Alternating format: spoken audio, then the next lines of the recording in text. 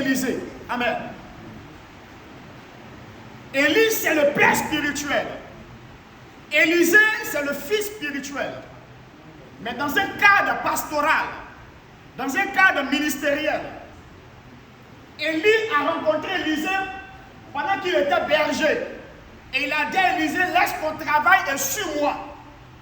Ça n'a rien à voir avec un fidèle qui doit laisser son école et suivre le pasteur.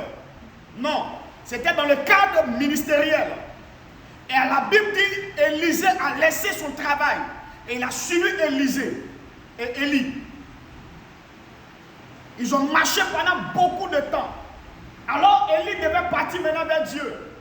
Et Élisée devait recevoir ce manteau. Devait maintenant être engagé personnellement dans le ministère. Devait être en plein temps. Il ne devait plus être maintenant un sous-baptême. Mais il devait être maintenant un homme autonome. Alors il suivait Élie et il avait su que Élie était arrivé, le temps était arrivé pour qu'il parte, pour qu'il meure.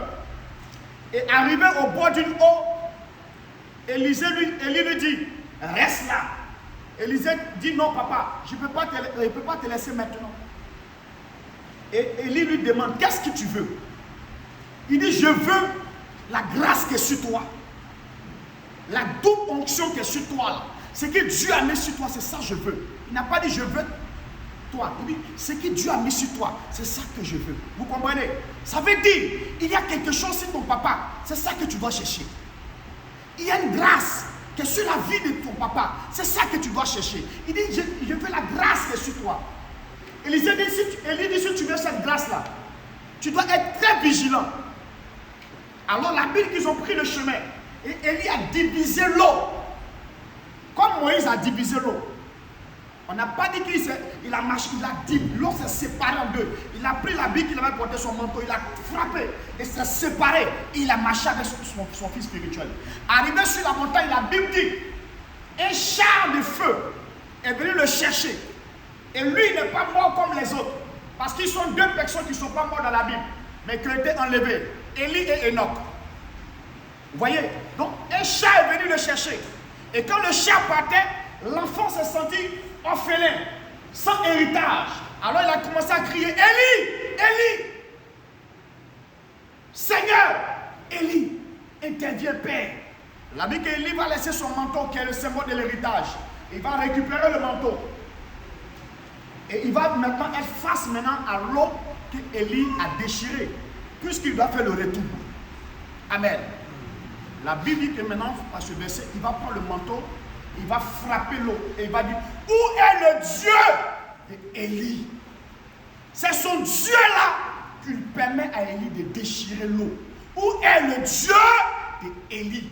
Et la Bible dit que quand il a frappé l'eau, aussi, c'est divisé en deux. Ça obéit au Fils et ça obéit au Père. Amen. Pour recevoir la grâce d'un Père, la première des choses, c'est la soumission au Père. Touche ton voisin, il faut la soumission au Père. Vous savez, si vous n'êtes pas soumis à votre Père, vous allez marcher avec lui pendant des années sans recevoir quelque chose de lui. Et vous allez penser que Dieu ne l'utilise pas.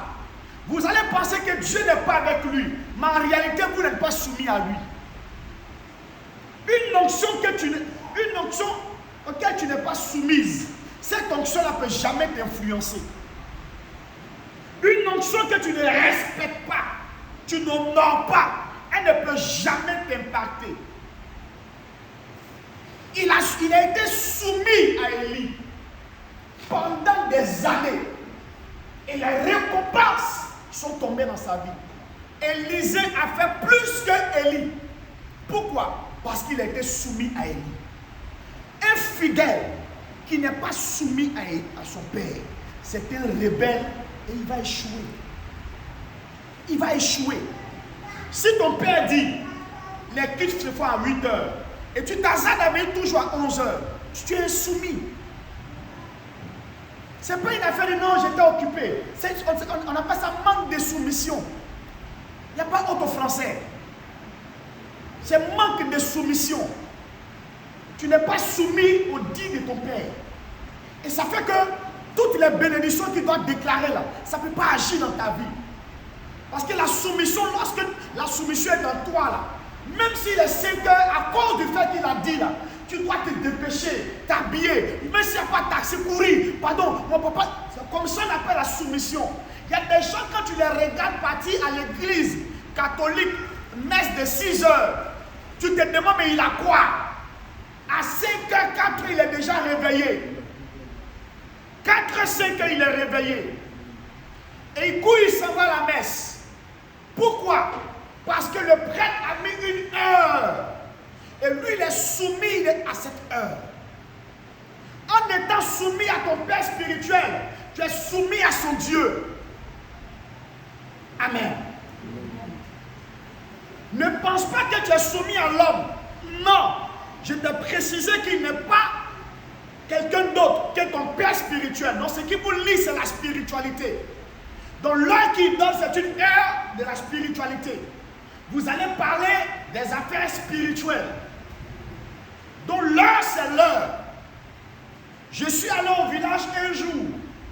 J'ai fait 4 jours au village. Il y avait un initié que des gens devaient initier au masque du village. Cet initié-là, il devait faire des jours dans le camp des masses. Mais il y avait des heures que des gens devaient respecter. Bien aimé, moi je prie la nuit, mais je vois qu'à partir de 3 heures, ils sont en train de prendre les trucs de masse là, ramasser les trucs en train de partir. Et puis ça court. Je dis, hey, tu as vu? Et puis se dépêche. Pourquoi? Parce que c'est l'heure des esprits. Votre problème, c'est qu'il n'y a pas un ange qui vient des ailes comme ça. C'est 8 heures du matin. 8h30. Pour toi, tu veux voir un esprit qui te parler. Or, il y a déjà un esprit dans un corps qui te parle. Et si tu n'es pas capable de respecter les principes de l'esprit dans un corps, tu ne peux pas être béni. Donc, la première bénédiction que tu peux avoir du Dieu de ton Père, c'est la soumission à ton Père. C'est la soumission. Amen. Que ce soit ton Père biologique ou ton Père spirituel, mais je suis dans le cadre spirituel. La soumission. Est-ce que vous savez que les excuses, c'est le monde qui accepte ça? Dans la spiritualité, il n'y a pas d'excuses. J'étais en train de laver mes habits. Je voulais venir et puis il a reçu un coup de fil là. Ça, c'est des excuses. C'est le monde qui accepte. La spiritualité, il n'y a pas d'excuses. La spiritualité, c'est la soumission. L'obéissance. Amen. Donc, pour recevoir quelque chose de la main de ton Père spirituel, il faudrait être soumis. Soumis. Si tu n'es pas soumis, tu ne peux pas recevoir. Si ta vie là, tu ne commences pas à créer la soumission, tu ne peux pas recevoir. Si l'homme de Dieu dit, en plein culte là, on arrête de jouer les portables, mais tu continues, tu n'es pas soumis. Mais quand tu es à l'école là-bas, et que la maîtresse dit, on ne joue pas le portable, tu ne joues pas le portable. Pourquoi tu ne joues pas le portable là-bas? Tu penses à ton avenir. Ou même ils vont t'enlever 2 points, 3 points. Mais tu sais ce que la spiritualité va t'enlever. Tu sais ce qui va quitter sur ta vie dans la spiritualité. La bénédiction à l'église ne commence pas par l'imposement des mains. Ça commence par le respect des principes. Parce que si tu as raté le respect des principes, on te pose les mains, il n'y aura rien. Parce que tout le temps que tu as fait le culte, tu n'as rien respecté. Et quand ils viennent imposer les mains, tu envoies ta grosse tête là devant les gens. Pour qu'on te tape, on te pose les mains. Tu n'auras rien. Amen. Amen.